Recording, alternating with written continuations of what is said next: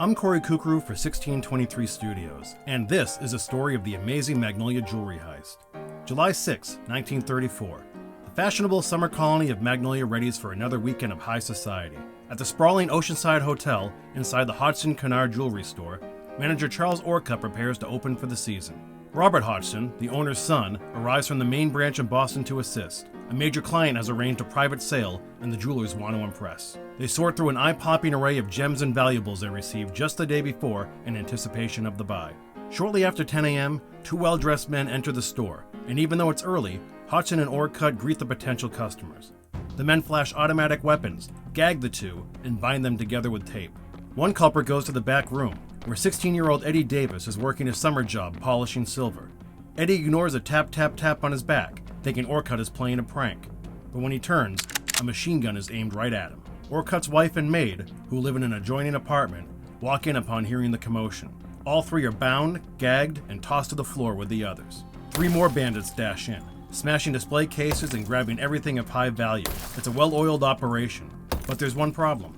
Outside on Lexington Avenue, Mrs. Orcutt's terrier, Heine, is barking so incessantly it unnerves the machine gunner, who threatens to spray the place with lead. The other robbers convince their partner not to shoot. In under 5 minutes, they stuff big canvas sacks, leaving the victims on the floor and screech off in two cars while Heine barks away. Police arrive in minutes. A frantic search begins. The state police in Topsfield are notified, as are detective bureaus in New York, Philly, and Washington, D.C. As word spreads, details emerge. Summer residents on Shore Road swear they saw a boat whiz recklessly away from Magnolia Pier. In Manchester, gas station attendants watch with dropped jaws as two racing sedans lean treacherously on two wheels as they round a corner out of sight towards Essex. Back at the jewelry shop, police get descriptions of the robbers. 4 dark-complected men, 1 fair-skinned, likely Italian gangsters. The angry gunman had a squashed nose. All wore summer sports clothes, none wore masks. No fingerprints or clues were left behind. It's a clean getaway. Days later, the stolen jewels are assessed at over $325,000, equivalent to $6.3 million today. It's one of the largest heists in American history.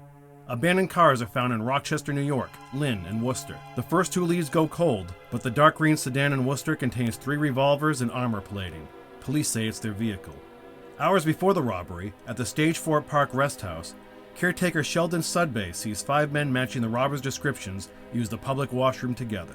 Police believe the first 2 men to enter the store were torpedoes, gunmen hired by gangsters to aid sophisticated thieves. There's no doubt these pros knew where to rob, when to rob, and which jewels were most expensive. All eyes turn to store manager Orcutt, who vows it's not an inside job, despite the bandits knowing intimate details of the location, recent jewel delivery, and habits of the store.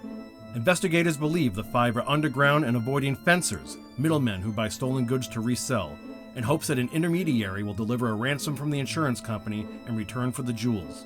It's a shrewd, common tactic known as jewelry kidnapping. The matter gets resolved by folks who have nothing to do with the crime, and, if no one's hurt along the way, immunity is granted. Then, a break. A week later, arrests are made in Providence, gangster types with long rap sheets. One witness immediately spots a gunman from a lineup, but refuses to go to court to make a positive ID. All suspects are eventually released. Around Magnolia, folks can't stop talking about the most exciting event in the village's storied history. The 1930s are the height of robbery hysteria in America. Gangsters are both romanticized and reviled by the public and press. 6 weeks before the Hodgson Kennard heist, notorious criminal couple Bonnie and Clyde were killed in Louisiana after 2 years of captivating and terrorizing the nation. And only 12 days after, gangster and media darling John Dillinger was killed outside a theater in Chicago. In fact, many in Magnolia wonder if this could have been the work of Dillinger's gang. This golden age of American robberies eventually leads a young bureaucrat named J. Edgar Hoover to create a modern version of the FBI. By the end of the summer of 1934, all leads run dry. There's no sign of the missing jewels, or a middleman, or a fencer, or a snitch. The police drop the case. Nearly 100 years later, the amazing Magnolia jewelry heist remains unsolved.